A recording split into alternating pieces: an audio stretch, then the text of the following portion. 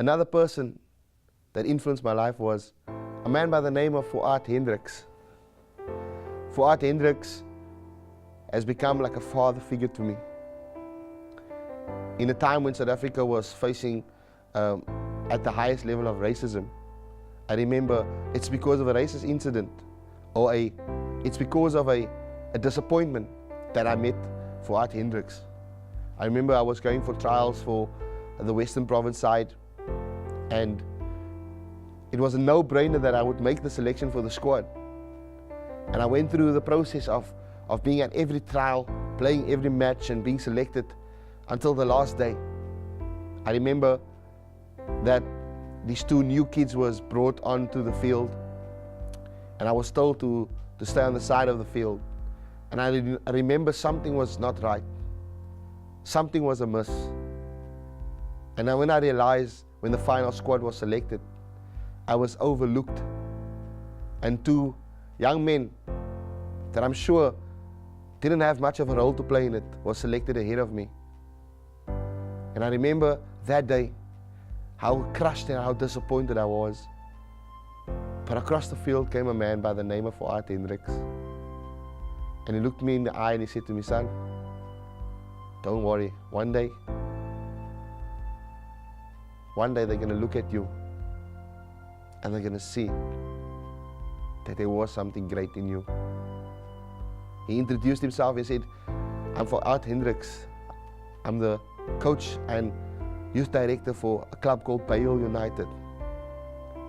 But I would love for you to come and play for me. In fact, I know your dad," is what he said.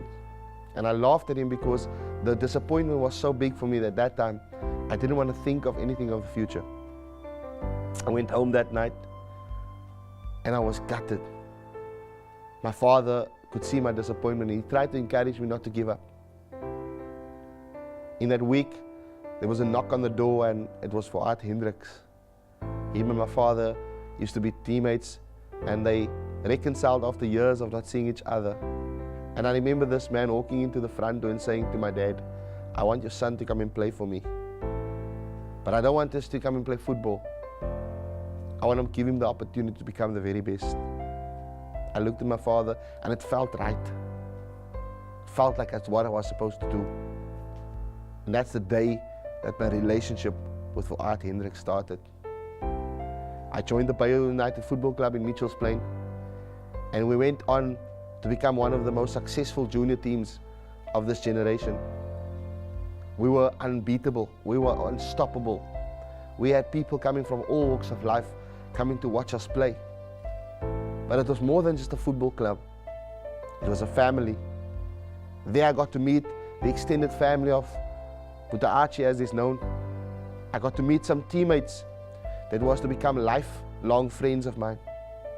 In fact, 80% of that team became professional footballers, went on to become successful.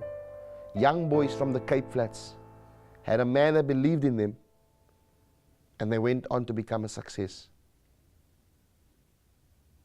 I remember some of those big matches, walking into the dressing room, with Archie doing an inspection, making sure that our boots are polished, making sure that we are neatly dressed, making sure that we are fully kitted in the attire. Because it wasn't about looking good. It's about taking pride in what you do. And I remember one specific match, getting ready for a game against Juventus in Mitchell's Plain. He walked into the dressing room and he looked us all square in the eye and he said, "Today, you're all going to make history." And I remember that words. It felt good. It was something different to hearing, "You're no good." Because that was boys from the Cape Flats here. When people think of the Cape Flats, they think of the negativity. But this man believed in a squad of players that was to go on and make a success. Today I'm forever grateful for the influence that is played in my life. You see, we all have a story. We all have challenges in our life that we go through. But on our journey, we meet some people. Mr. Hendricks, Mr. Hendricks, that changes our lives.